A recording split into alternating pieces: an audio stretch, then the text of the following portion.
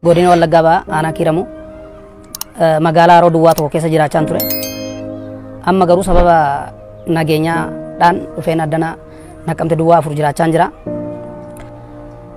Sababa nageenyaadhaan qabeenya gurguddaan dhabe.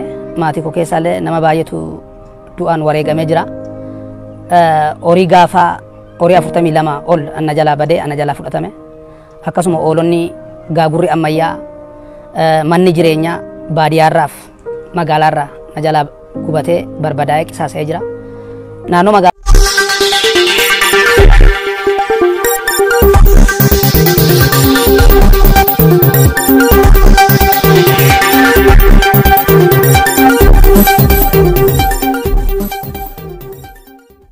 Haroo Duwwaa tokkorraa mana ammayyaa tilmaama qarshii miliyoona 3.5 baasu na jalaa badeera.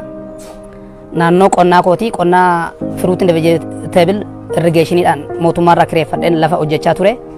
Qabeenyi sanarra jiru guutummaatti barbadaa'eera. Magaazinni luukii 75 ijaaramee jiru achirraa barbadaa'ee jira. Muuziin ammayyaa fiilii isaa yookaan biqiltuu isaa guutummaatti hektaara 3 na jalaa badeera. Akkasuma lafa qonnaa abbaa koorraa abbaan koo dhaalmaa godhee lafa naalaa ta'e hektaara 6 buna ammayyaa ogeessa qonnaatiin deeggarameen kaniin hojjedhe hektaara 6 olii waggaa 2 guutuusaa namoota hin beekamne na jalaa funaanamee na jalaa badee jira. Baran ammoo kan odeeffannoo argadhutti namni naannoo isaa argachuu hin danda'u gubateera jedhamaa jira. Buqqaanee naannoo kanarraa mana kireeffannee jirra. Maatii mana qullaatti qabannee seentanneetu ilaaltanii nu gadduu danda'e. Yoo waaqni sii gadde malee namni sii gaddee waa sii godhu hin qabu. Waan irra taa'amu, waan irra ciifamu, waan jiraatu jirudha. Akkuma sagalee Waaqayyoo qabeenyi Iyyoob gaaf tokkotti bade jedhu kan keenya qabeenyi keenya maayikiroo sekendii tokko keessatti nuusaa qulqullaa'e. Namni inni du'e isa kaan amma kun abbaan koo qaroo ijaan qabanii waggaa 90 kun addaan na bira jiru. Ofii ko baqadhee ergan bahee booda bayyaannadheen namatti argeetan giddatti baasisee giddarraa immoo akka sanas dhufan taasisee jechuudha. Namoonni baay'ee immoo qabeenya duduuba deebanii horachuu hin dandeenye dhabaniiru. Bara 2014 akkuma tasaa akkuma bakka waaqarraa gadi bu'u waan namni hin yaadinitu ibiddi tokko nama qabate jechuudha. Qabeenya naannoo sanarratti barbadaa'e kan Oromiyaa waggaa tokko jiraachuu danda'u. Miidhaan qabeenyi koo baduudhaan anarra ga'e ijoollee daa'imman lamaan amma ni qabu argita. Wayyaa isaanii mana barumsaa kaffaltii isaanii hiriyoota tokkotti na gargaaraa ture ammatti. Hiriyyaan na barsiise jechuudha. Namni beelli maal ta'e walii isaan beenne boqqolloo kuntaala 1,000 ol galchuu midhaan nyaataa kuntaala 30 40 50 gashuu nuugii akkas gashuu nyaata filatee nyaatu arra dhangaan argamuusaadha jechuun dhangaa matee midhaan ta'uusaadha nu ilaallu malee filachuun hin jiru jechuudha. Kanaan wal qabatee amma yeroo itti gwaddanyaan illee si nufu silkii sirraa kaasuu dhiisuu jira. Rakkisaadha.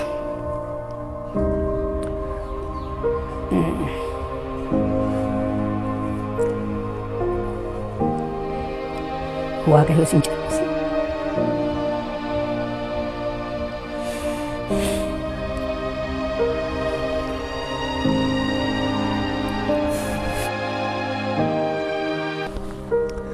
Walumaa gala rakkoo guddaadha. Jecha kootiin ibsamuu hin danda'u. Amma namni Waaqayyotti dhoskaatiin waan tokko himatu Waaqatti himate waan ta'eef Waaqa hin dhiifne.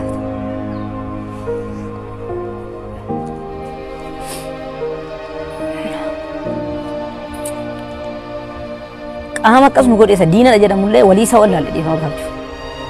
Dhiifama gaafannee qabeenya keenyatti deebinee ijoollee hin guddifachuu dandeenya yoo ta'e.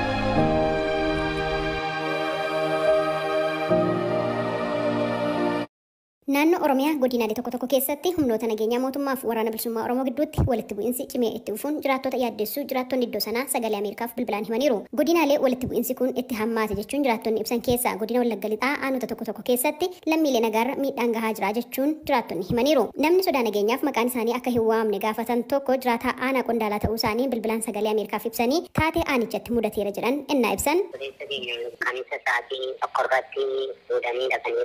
Waan tokko hawaasa malee waan tokko keessaa hin qabu. Abbaa maatii lamaati. Ijoollee 2 qaba. akkasumaan hordofuun maqaa isaati yommuu jalqabaadhaa hawaasumatu afooshaa irratti kaa'atan. Kanuma malee wanta biraan qabu afooshaatumaaf ittisa malee karaan bilisummaa Oromootu deeggartaa wanta jedhamu malee guyyaa tokkoyyuu bakkee bulee hin beeku bakkee ba'ee isaanii wajjin waraana mootummaatii kan qabe meeshaatu nama kana kan maqaa isaa kenne. Namni kun itti dabaluudhaan namni kan biraanis aanaa kanatti miidhameera jechuun eeraniiru. Godinuma kana aanaa beekiittis rakkoo wal fakkaataan mudateeraa kan jedhan ammoo obbo Indiris Jamaalidha. Jibriil Balaachoo nama jedhamu hojjetaa safartoo lafaa bara 2011 dorgomee argate achumarra taa'eetu osoo hojjetu kallattii mandaa'ee osoo jiru kaabinee dhaataa jedhanii ol guddisan. Barnoonni kun hin ergine kaabinee ta'uu hin danda'u. Ambaattii kamirraas bilisaa ani ogummaa kootiin nyaachuu qaba malee jedhee didee mana isaatti galee sabooda baatii halkan sa'aatii 8 ba'anii mana isaatti dhaqanii qabanii ganama silaachise. Waraanuma mootummaa dhaqee maatii biraa fuudhanii gabba'anii hin deebisnaa jedhanii ajjeesanii madeemanii jechuudha. Yaaddoo fi komii hawaasni kaasirratti bulchiinsa godina Wallagga Lixaa, bulchiinsa aanaa Qondaalaa fi bulchiinsa aanaa Beegiirraa deebii argachuudhaaf irra deddeebiin yaaliin taasisne har'aaf milkoofne. Godina Qeellam Wallaggaa aanaa Sajjoo Walal ganda Laaloo Galataattis rakkoon kun daran hammaateeraa jechuun jiraataa aanaa kana ta'uu isaanii kan ibsan sababa rakkoo nageenyaaf maqaan isaanii akka hin waamne kan gaafatan eeraniiru. Ganama wal kanatti galanii ijoollee maqaa shanii akka godhanii jedhanii matti galanii ijoollee matanii shanii karaa dabarsitanii ijoollee qotatee jiraatu ijoollee maatii hojjetaa mana isaanii keessa jiraatanii ijoollee barattoota baratanii ijoolleen kun kan kutaa 8 baratan jiru kutaa 7 baratan jiru kutaa 6 baratan jiru. Nama jechuun mana dhuunfaatiin ijoollee sadii fuudhanii ajjeesanii deemanii jechuudha waraanni mootummaa. Namoota dhuunfaatu eeru kenne. Namoota daandii dhimmaa daangaa irratti qonnamanii mata mana murtii yookiin mata mana murtii irratti kan waliin himatanii jiranidha. Kana keessa fakkaatanii maqaa shaneedha deeggartuu shanii jedhanii maqaa kennanii reeruu kennanii jennaan halkan fanii jala bulanii ganama ijoollee lafoo isaan ciisanitti manatti galanii fuudhanii ba'anii. Yaa hawaasni akka yaara maatii magaalli bakkeedha bahee haara mataan jiru haree maaliif inni qonna dhabu lafa qonnaa tajjeefama inni lafa ramaa tajjeefama ijoollee nama mana murtaa dhaabanii jiru eenyuun sodaa guddaa keessa jira namni hojii mataa hajoo jedhan jiru hojii magaalaa. Namni yaada isaanii kennan kun itti dabaluudhaan naannoo isaaniitti waraanni bilisummaa Oromoo akka socho'us eeraniiru. Gaafa Qeellam Wallaggaatti dhuguma socho'uu danda'a hin darba waraanni kun bakka dhaabbataan qabu sana ta'a wanta ta'eef hin darba. Immoo uummata nagaa uummata qotatee jiraatu naannoo mageenyatti iyyuu waraana mootummaa yookaan milishoota jira malee naannoo mageenya hundi taa'u beeka akka jalaa galanii gaafa itti galanii durutu waan midhaan gaafa waraanni abaa yookaan keessaa shanii kun gaafa ni keessaa bahetu uummata nagaa tumanii uummata nagaa ajjeesu jechuudha. Dhimma jiraattonni kaasan kanarrattis bulchiinsa godina Qeellam Wallaggaa fi aanaa Saajjoo Walalirraa deebii argachuudhaaf yaaliin taasisne har'aaf milkoofne akkasumas qaamolee mootummaa sadarkaa naannootti jiran dhimmi isaa ilaallaturraa deebii argachuuf har'aaf hin dandeenye. Dhimma wal fakkaataa irratti kanaan dura sagaleen Ameerikaa gaafatee kan deebii kennanii turan dubbii himaa mootummaa naannoo Oromiyaa obbo Haayiluu Addunyaa humnoonni nageenyaa mootummaa namoota nagaa irratti miidhaa hin geessanii jechuun qaamoleen hidhattoota waliin hidhata qaban odeeffannoo kennan loojistikii dhiyeessanii fi yaadaan deeggaran adeemsa seeraa hordofuudhaan itti gaafatamu jechuun isaanii ni yaadatama. Gama biraatiin immoo dhiyeenya kana kan ibsa baase koomishiniin mirgoota namoomaa Itoophiyaa keessatti iddoowwan walitti bu'iinsi jirutti sarbiinsi mirgoota namoomaa yaaddessaa ta'e itti fufuu ibsee jira. Kanaafis qaamolee walitti bu'iinsa keessatti qooda fudhachaa jiran walitti bu'iinsa kanaaf fala karaa nagaa akka barbaadan hubachiisuunsaa ni yaadatama. Gabaasa sagalee Ameerikaatiif Tsahaay Daamxoo Finfinneerra.